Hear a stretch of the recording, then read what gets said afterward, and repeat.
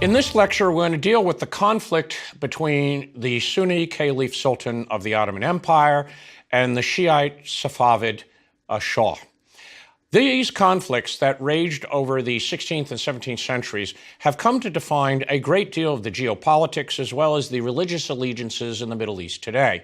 And these wars occupy a very, very important place in the evolution toward the modern Middle East, which is one of the themes behind this course. Furthermore, the Safavid Shahs proved to be the most determined and resilient of the foes met by the Ottoman sultans, and for the longest time were the foe to beat. Far more important than the Habsburg emperors in Vienna, or even the Emperor Charles V, and then later his son Philip II, who were opposed by the Ottoman fleets in the Western Mediterranean.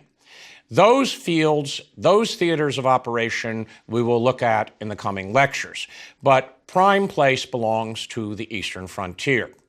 Now, to understand the nature of these wars and their significance, it's important for us to first describe the battlefield. Then we're going to describe the rival, that is, what is Safavid Persia, and then we'll look at those wars down to the Treaty of Zuab, which settled the last of these great wars in 1639, and we'll deal with the consequences. So the first part of the lecture, the battlefield. Where are these wars being waged?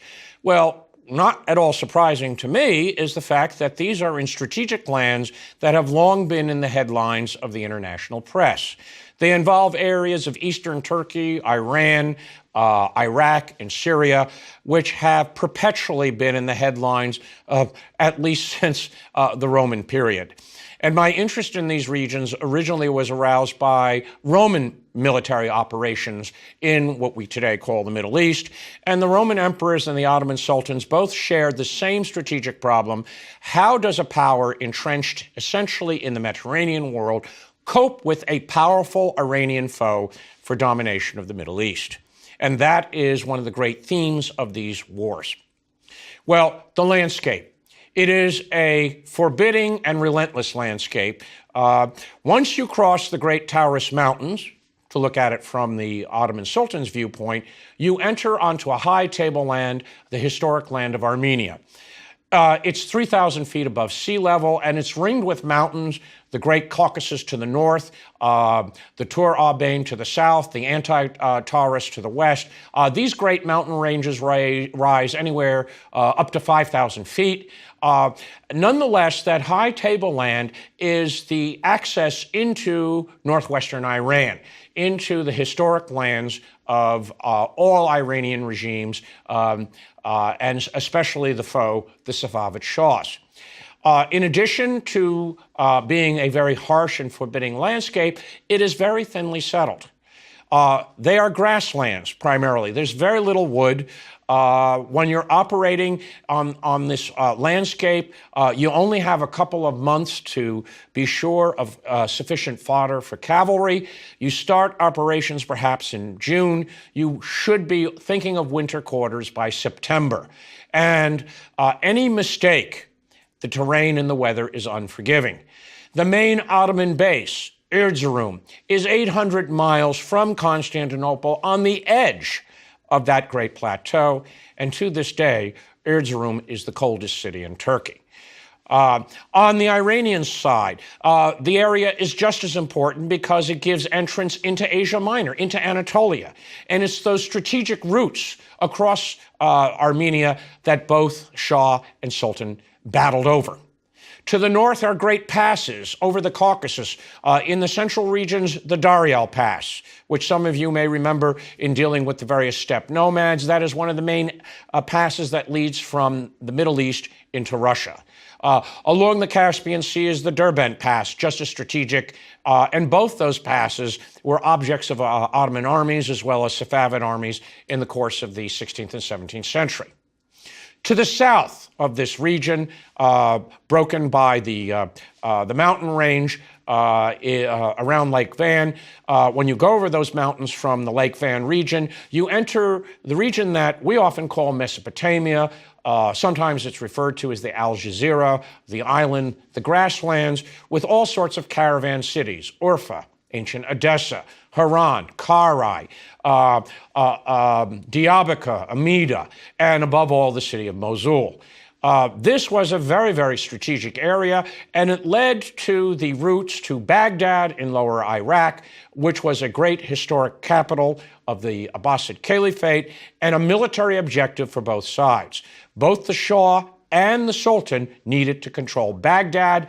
Perhaps more important to the Shah were also the Shiite sites of Karbala, Najaf, but those cities had an ideological and religious importance that transcended the political and strategic importance of Baghdad. So this is where the battlefield is, along thinly inhabited areas with all sorts of frontier tribes which could switch their loyalties very easily. Contrary to what one would think, the Turkish speakers in eastern Anatolia and what was the historic Armenian kingdom, those tribes inclined to the Shah of Iran. They were heterodox in their beliefs. They liked the Shiite mystics among them. Their views were that the Shah was a far less demanding overlord than the Sultan in Constantinople, who looked to them in many ways like an oppressive, centralizing Byzantine emperor. On the other hand, in those same districts, the Kurds were regarded as loyal subjects to the Sultan because most of them were Sunni. And you get a complete mixing up of the populations in what is Armenia and Georgia and the Azerbaijan, as each side settled groups that they saw were valuable military colonists loyal to their throne. And that led to the complicated ethnic mix that you'll see in the late 19th and early 20th centuries, which, when combined with modern nationalism in the First World War, led to explosive and very destructive results. So these are the areas under consideration. Who is going to control those strategic routes? Who's going to have the option to capture the city of Baghdad and therefore claim a legitimacy in the wider Islamic world? Because after all, it had for the longest time been the seat of the caliphate. Well, what about the foe? Well, who were these Shahs of Iran? We've mentioned them in passing in some of the earlier lectures. Iran, after the death of Tamerlane, disintegrated in the 14th century into various competing states. The arbiters of power in Iran were not Iranians, but Turkish tribes, particularly Azeri Turks, Turks speaking a Western dialect very close to modern Turkish today. And people from Azerbaijan or northwestern Iran speaking Azeri Turkish can understand speakers of Turkish from the Turkish Republic. They're both Western Turkic dialects. But they were divided by religious attitudes and their way of life. The Turkoman tribes that roamed northwestern Iran, Azerbaijan, and stretched over the Caucasus into the steppes of southern Russia, all of them were bound together by traditions of martial ethos.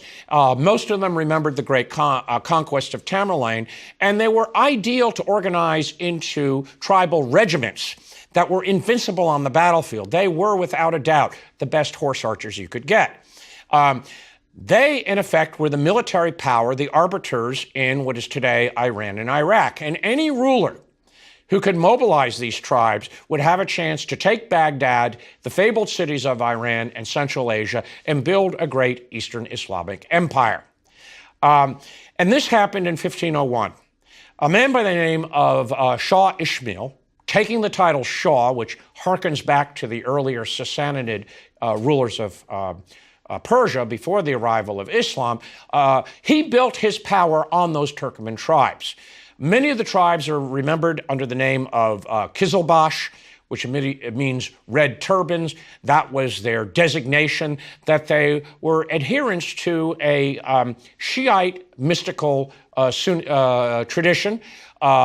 It's a tradition that was associated with the Safavid Sufi order, a very militant order that had emerged in Iran in the 14th century and defined what is known today as Twelver Shi'ism, which eventually became the faith of Iran.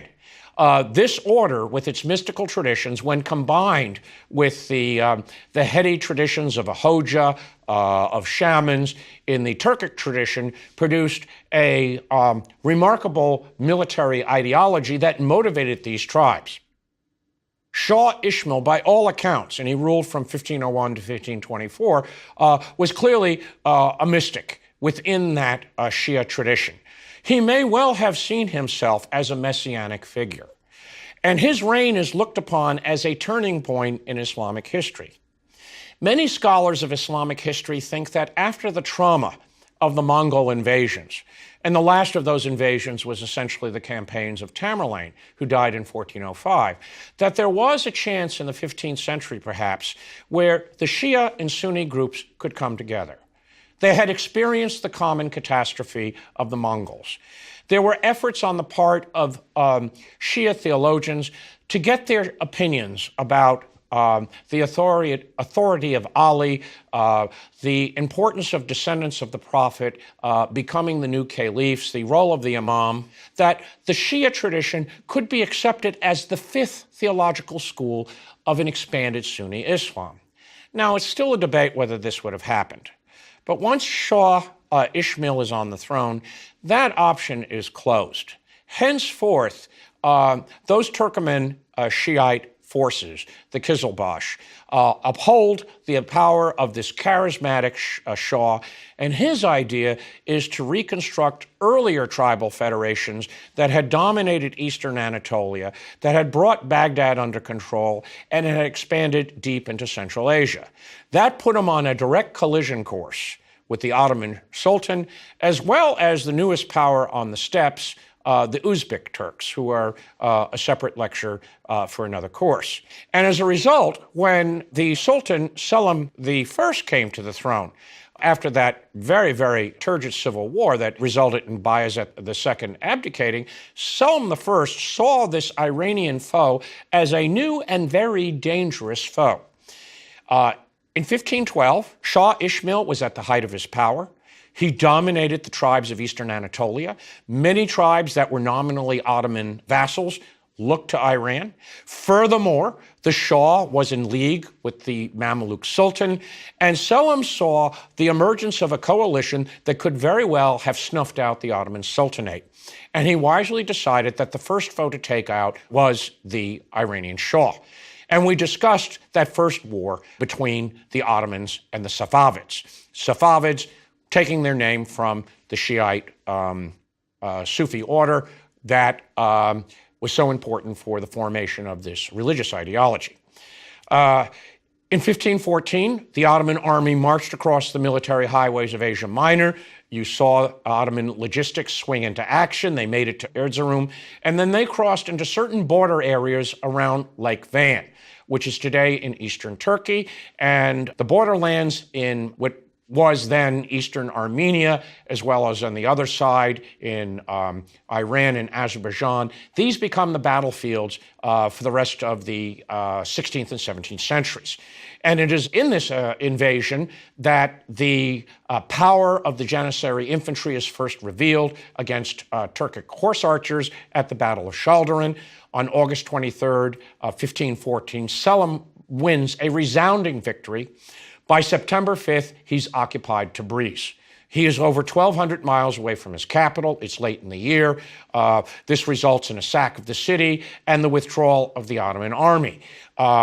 Selim does retain certain strategic areas in eastern Armenia, above all the city of Van, which is fortified as an Ottoman bastion.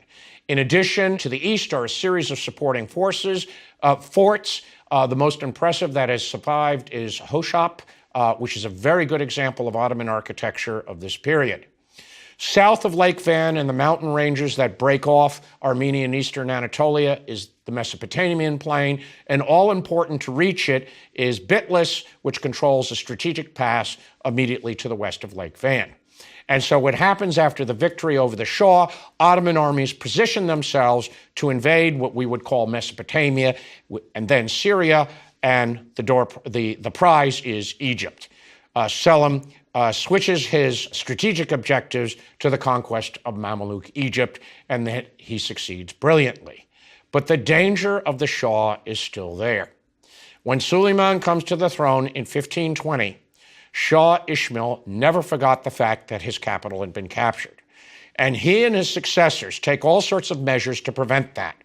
And eventually, the Safavid capital will be moved from Tabriz to Isfahan, much deeper in Iran. In the process of doing that, two objectives were achieved by the Shah.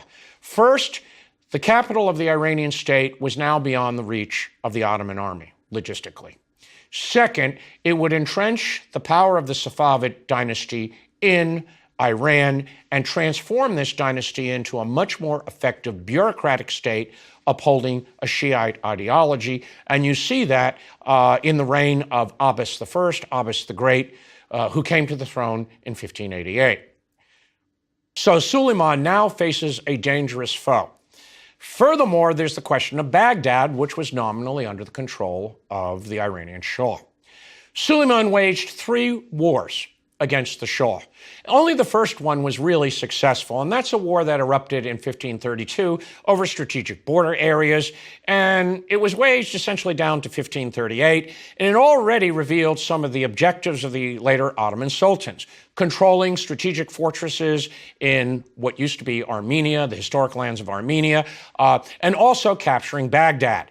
In a brilliant operation of maneuver in 1534, Suleiman first sacked Tabriz, withdrew, and then his armies descended and took the city of Baghdad, which was then incorporated as an Ottoman province, and marked Ottoman success. Henceforth, the Ottoman Sultan is committed to defending Baghdad, even though that city is very far from his logistical base, and in some ways is strategically more of a nightmare to defend than an asset. Nonetheless, successive sultans were committed to maintaining control of Baghdad because it had been the capital of the Abbasid Caliphate.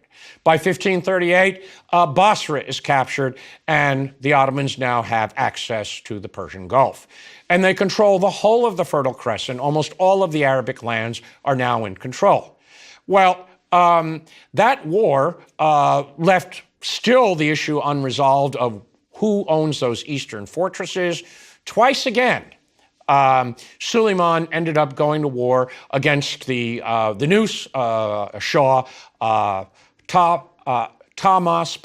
Tahmasp was a very energetic Shah, and he understood from the defeats that his father had suffered that in encountering the Ottoman army, it is best to adopt a war of attrition. As I mentioned in the previous lecture, the supply line of the Ottoman army was very long going in on these eastern campaigns. It stretched over 1,000 miles back to Constantinople and drew on an enormous logistical base. And to sustain that supply army required maintaining the opening of the highways. Well, with the Kizilbash, with those excellent nomadic cavalrymen, henceforth, Shahs willingly give up their capital to Tabriz to sack, and eventually they'll remove their capital, but they will resort to guerrilla warfare to ravage the highways behind the advancing Ottoman army. The advancing Ottoman army has no strategic surprise. You know where they're coming. There's only essentially 1 or 2 routes, and they have to be supplied by this base. And the result is a war of attrition would be waged in these eastern zones. And ultimately, the Ottoman army found in the second 2 wars of Suleiman that it really couldn't bring the Iranian army to battle. The Safavids evaded it, and they really couldn't win any strategic advantage. Perhaps some border fortresses east of Van would change hands. And this was the case in the Second War and very much in the Third War that broke out in 1553. And in 1555, the Shah and the Sultan agreed to a treaty. This is known as the Treaty of Amasya. It's signed in the city of Amasya, which, as you recall, is in Asia Minor and was where the Ottoman prince gained experience before he became Sultan, at least before the change of the succession rules. The treaty was really very sensible in a number of ways. It defined very clearly the borders. Essentially, it was a partition. The areas around the Caspian Sea, the Derbent Pass, Azerbaijan, northwestern Iran remained in the hands of the Shah. Eastern Anatolia, Armenia, parts of Georgia, those came under Ottoman control, and the Iranians did not have access to the Black Sea. It also confirmed Ottoman control of Baghdad. In addition, the Sultan promised to protect Shiite pilgrims within his domains, whether to Mecca and Medina or to the Shiite shrines in lower Iraq. And above all, the Shah promised to drop the ritual cursing. And this is an issue that comes up in all later incarnations of this treaty. That is, the Shiite Shahs each year cursed all of the caliphs before Ali, as well as Aisha, the second wife of the Prophet, to show that they were somehow in error, that Ali should have been the caliph all the way back in 632. That ritual cursing was dropped as a concession to Sunni Islam. And the result was a very sensible treaty that persisted down to 1577 when the situation changed. Shah Tahmasp died in 1576. He was succeeded by a minor. There was a succession crisis in Iran, and the then reigning Sultan, Murad III, decided to reopen the war. He wanted access to the Caspian Sea. He wanted to control Tabriz and break the power of the Shah forever. And he was well served by his commanders, particularly Lala Mustafa,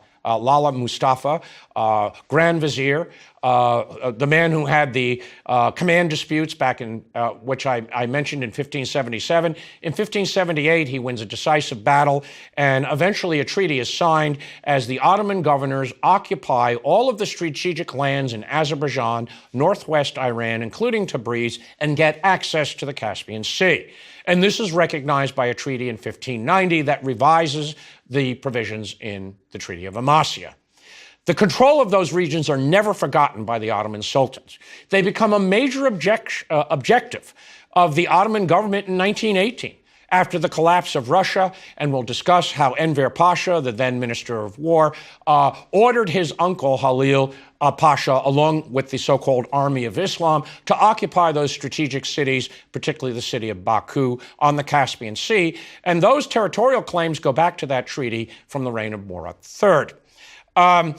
However, to the new Shah, who came in as a minor in 1603, Abbas the Great, Abbas the First, the Shah who will really reorganize Safavid finances and administration, turn it into a bureaucratic state, this was unacceptable. The occupation and the continued rule of Tabriz had to be reversed. And while the sultans lapsed into all of the lurid politics we talked about earlier, the accession of the child Sultan Ahmed, age 13, the crazy Sultan Mustafa, the unsuccessful career of Osman, the Shah Abbas rebuilt his army. He added infantry and state-of-the-art handheld firearms to be used in tandem with his Turkoman cavalry. He also got the services of an English soldier of fortune with a group of English officers, a man by the name of Robert, I believe, Shirley, who introduced the Iranians to the best artillery now available. And in 1603, completely unexpectedly, the Safavid army blitzes the eastern frontier. It retakes Tabriz. It breaks into eastern Anatolia. It captures the strategic pass of Bitlis. It threatens Baghdad. All of a sudden, the Sultan has a real war on his hands. And the desultory war against Rudolf II of Austria seems like just a minor incident, and from 1603 down to 1618, the Ottoman state mobilizes army after army to take back those strategic areas. And the results are rather alarming from the Sultan's viewpoint. If you study those campaigns, and in many ways they tried to reproduce the strategy of overthrow pursued by Selim and Suleiman, that is, if we can capture Tabriz, we win the war. Well, that didn't happen, and furthermore, there were the mobilization of 4 major armies under the command of a Grand Vizier. 3 of those armies achieved no objectives, and one of them, some 40,000 strong, got itself surrounded and annihilated shortly after it had taken Tabriz because of the tactics of stealth and ambush pursued by the forces of Shah Abbas the Great. And this war did not go well at all. Fiscally and politically, it became a catastrophe for the government in Constantinople. It led to a series of debasements, at least one defaulting on the payment of the Janissaries, the outbreak of the so-called Chalala revolts going on in the eastern provinces, where irregular soldiers and veterans clamored for redress of grievances, and furthermore, they were armed. These men had to be co-opted. The grievances had to be settled. There was an extended timeout called in 1618, and in that treaty, in effect, the then reigning Sultan, Osman II, signed off on the conquest of Murat III. And that was a real testimony to Shah Abbas. He had reversed the defeats suffered back in 1590. On the other hand, the new Sultan, Murat IV, who came to the throne in 1623, was very, very conscious of his legacy inherited from his ancestor Suleiman, and essentially the war resumed. Not due to any immediate action by Murat, but as a result of the typical border incidents that characterize the eastern frontier. In 1624, there was an uprising in the strategic fortress at Bitlis, and that resulted in an uprising in Baghdad. And the garrison commander invited the Shah into the city. There was complicated fighting, and at the end of 1624, a Safavid army occupied Baghdad.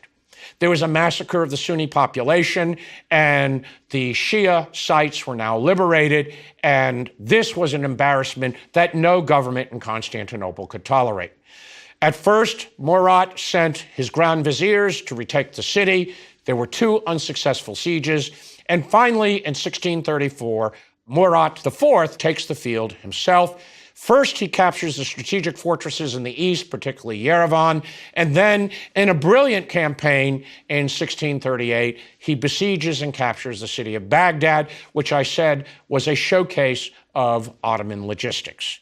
At that point, the frontiers are essentially restored to the way they were back in 1555. All of this fighting brought us back to the solution that Suleiman had concluded, that the destruction of the Safavid Shah was really beyond the capacity of the Ottoman state. A new treaty was signed in 1639, the Treaty of Zuab, and that treaty in many ways reinstated the terms of the Treaty of Amasya. In 1639, the fighting between the Safavid Shah and the Ottoman Sultan essentially came to an end. There would be some additional clashes in the early 18th century, and the Safavid dynasty would then collapse in 1722, and that would bring into power new Shiite dynasties. But the threat to Baghdad was finished. From 1639 on, the city was firmly in the hands of the Ottoman Sultan, and that region known as Iraq, which is an Ottoman administrative term, was integrated into the wider Sunni empire of the Sultan. Furthermore, the borderlands had been defined.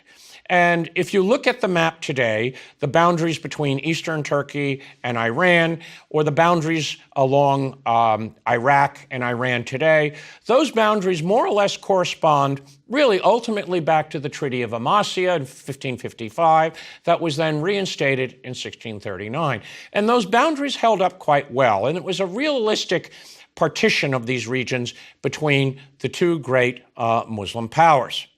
But more significant were the long-term perceptions of this struggle.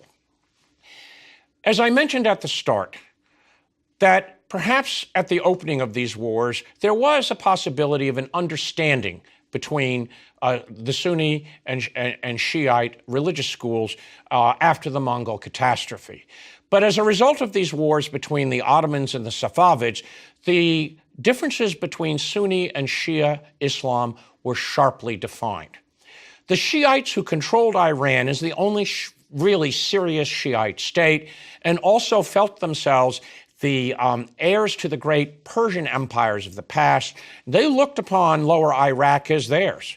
Karbala, Najd, Baghdad, all of these areas came to have very, very large Shiite populations, even though they were now under Ottoman control. And this really became the case in the late 18th and 19th centuries.